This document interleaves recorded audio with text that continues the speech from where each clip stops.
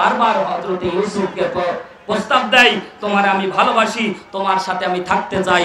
হযরত ইউসুফকে কারাবন্দী করে দেওয়া হলো, ঘরের মধ্যে আটক করে দেওয়া হলো, 10টা দরজা বন্ধ করে দেওয়া হয়েছিল। তাফসীর কারকগণ বর্ণনা করেন, হযরত ইউসুফ আলাইহিস সালাম জানতো আমি নির্দ্বিধায় আমি একটা জালের মধ্যে ফেসে গেছি। হযরত ইউসুফ আলাইহিস সালাম দৌড় মেরেছিল আল্লাহর রহমতের দিকে। আল্লাহ বলেছেন, এ জিবরাইল, দরজা খোলা নাই। ইউসুফও জানে দরজা খোলা নাই, কিন্তু আমার রহমতের দিকে ইউসুফ দৌড় দিয়েছে, দরজা টাস টাস করে আল্লাহ খুলে দিয়েছে। এ মুসলমান, কিসের ভয় দেখান আমাদেরকে?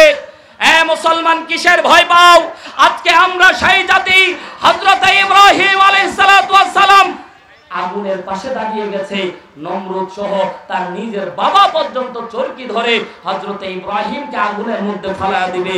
ও আল্লাহর বান্দারা, যে চরকি আমরা কান্তনগরের মেলায় দেখি, এই চরকি দিয়ে দূর থেকে ফেলানোর জন্য দূর থেকে চরকি ঘুরিয়ে ঘুরিয়ে হযরত ইব্রাহিম আলাইহিস সালামকে ফেলে দেবে।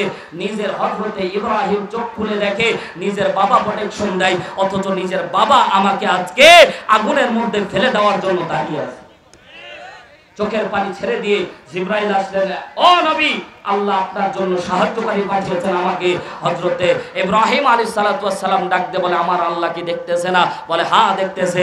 বলছে, আমার আল্লাহই যথেষ্ট। হযরত ইব্রাহিম জানতো আগুনের মধ্যে লাফ দিলে পৃথিবীর কোন শক্তি নাই আমারে মেরে ফেলার। হযরত ইব্রাহিম জানতো আগুনের মধ্যে লাফ দিলে জিন্দা ফেরত আসা যাবে না, কিন্তু এটাও জানতো আগুনের মালিক যে আমার মালিকও সে। কথা বলেন ঠিক কিনা?